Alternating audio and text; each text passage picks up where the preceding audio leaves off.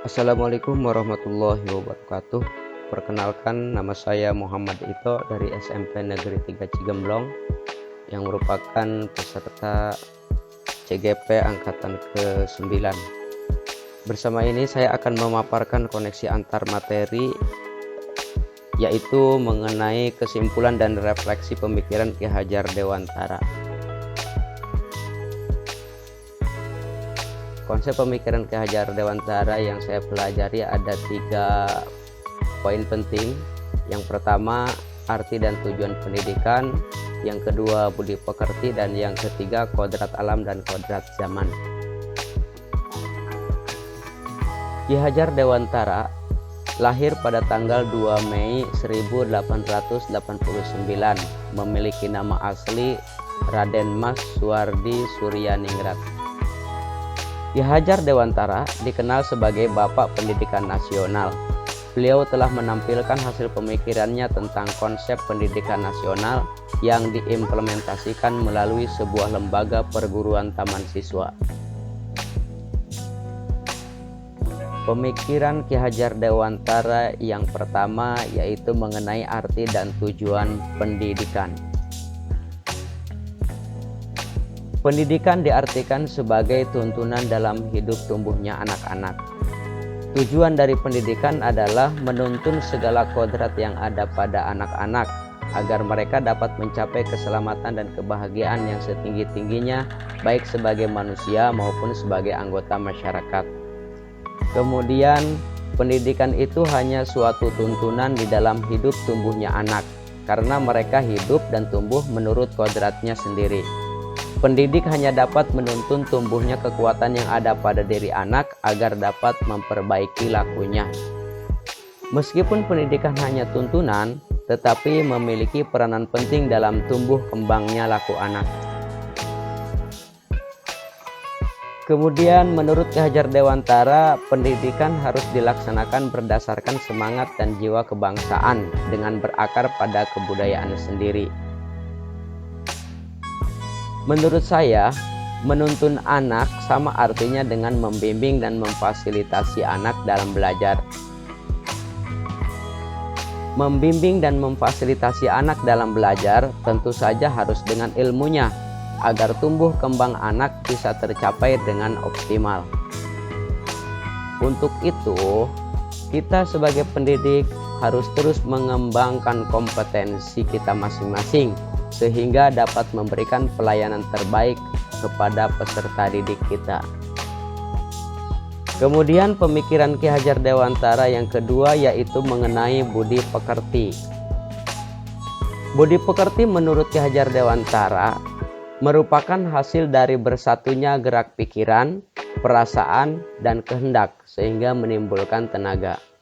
Orang yang mempunyai kecenderungan budi pekerti akan senantiasa memikirkan dan merasakan serta memakai ukuran, timbangan, dan dasar-dasar yang pasti dan tetap. Pendidikan dan segala pengalaman itu berpengaruh besar pada tumbuhnya budi pekerti seseorang. Kemudian Ki Hajar Dewantara menyodorkan pendidikan budi pekerti yang dipandang wajib untuk diajarkan. Sumber pelajaran yang bisa diambil untuk mengembangkan budi pekerti ini adalah dari budaya bangsa kita sendiri, yaitu bisa dari cerita, legenda, sejarah, cerita kepahlawanan, agama, dan adat istiadat. Pemikiran Ki Hajar Dewantara yang ketiga yaitu kodrat alam dan kodrat zaman. Pendidikan anak sejatinya menuntun anak mencapai kekuatan kodratnya sesuai dengan alam dan zaman. Kodrat alam berkaitan dengan lingkungan dan sosial budaya di mana anak berada. Kodrat alam juga berkaitan dengan potensi yang dimiliki oleh setiap individu anak. Kemudian kodrat zaman berkaitan dengan keselarasan dan perkembangan zaman. Jadi saat kita memberikan pembelajaran kepada anak, itu konteksnya harus sesuai dengan perkembangan zaman sekarang ini. Dalam memberikan tuntunan, pendidik harus memperhatikan minat, bakat, lingkungan sosial budaya, dan selaras dengan perkembangan zaman. Setelah memaparkan dan menjelaskan ketiga pemikiran Ki Hajar Dewantara, berikut saya melakukan refleksi diri. Refleksi ini berkaitan dengan 3 poin. Yang pertama, pendidik. Yang kedua, anak didik. Dan yang ketiga, kemerdekaan dalam belajar. Yang pertama, pendidik. Pendidik adalah pamong yang bertanggung jawab langsung guna tercapainya tujuan pendidikan.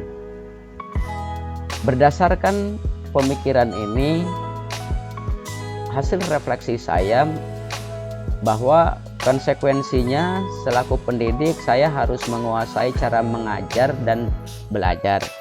Kemudian kita juga harus mengetahui karakter setiap anak dan dapat memberikan asesmen yang tepat sehingga dapat memantau perkembangan anak berdasarkan data otentik.